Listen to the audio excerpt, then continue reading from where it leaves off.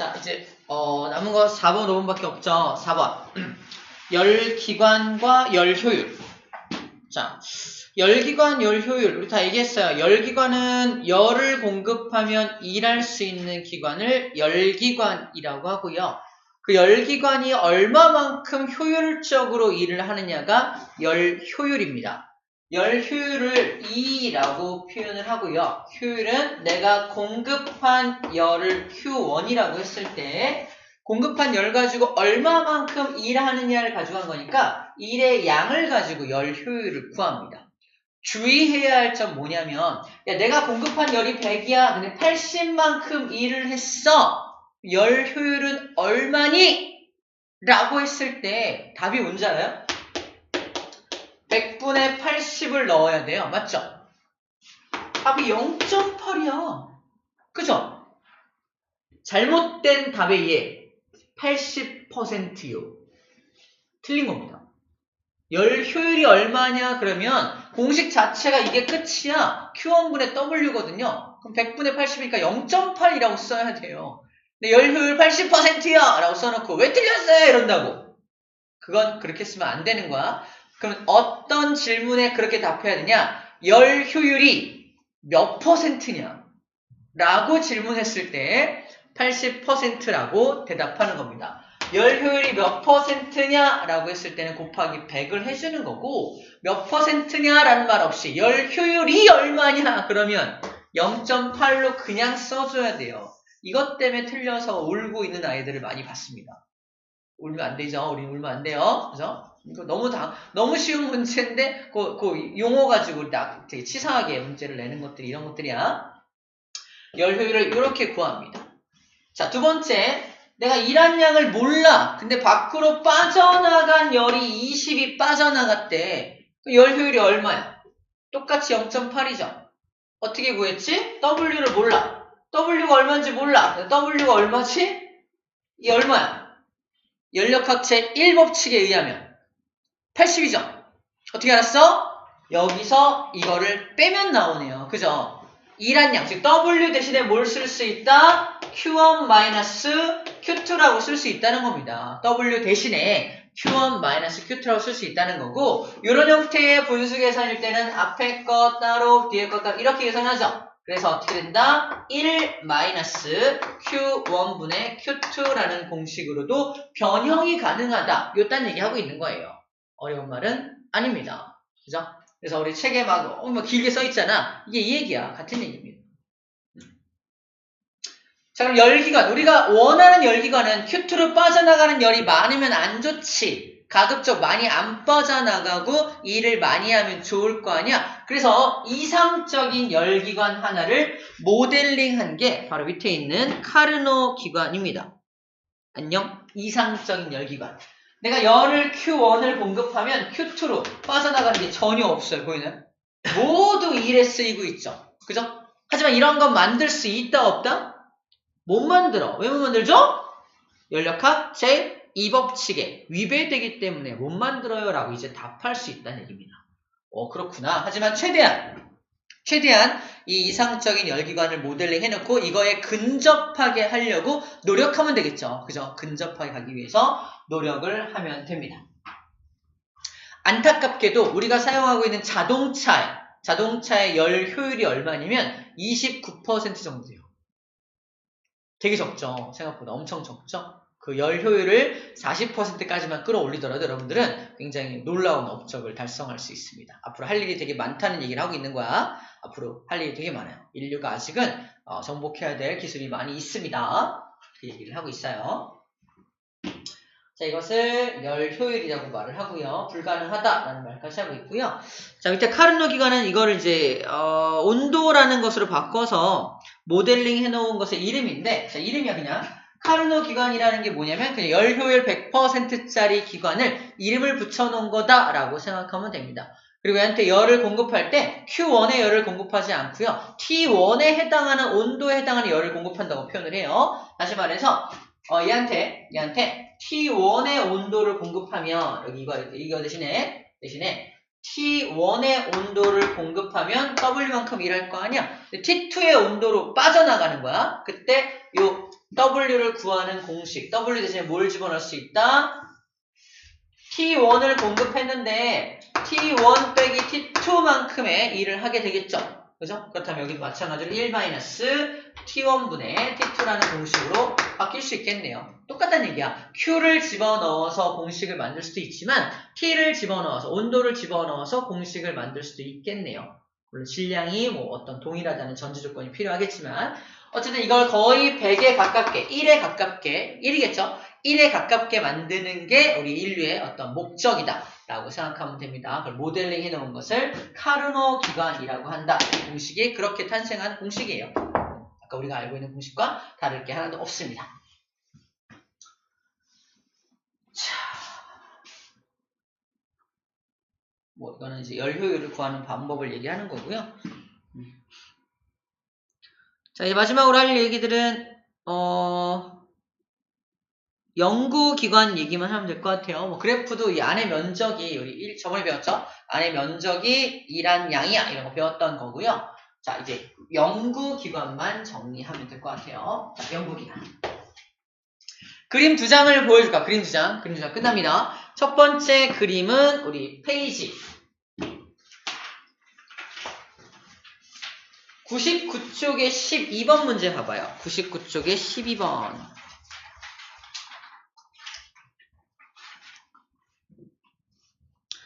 문제에 뭐라고 써있냐면은 무한히 전기 에너지를 생산한다고 돼 있죠. 밑줄 그어볼까요? 무한히 전기 에너지를 생산한다. 무한하게 전기 에너지를 생산한다라고 써있어요. 이 기관이. 어떤 구조냐면 문제 한번 쭉 읽어보면 알겠지만 빠르게 읽어볼까? 쭉 읽어보면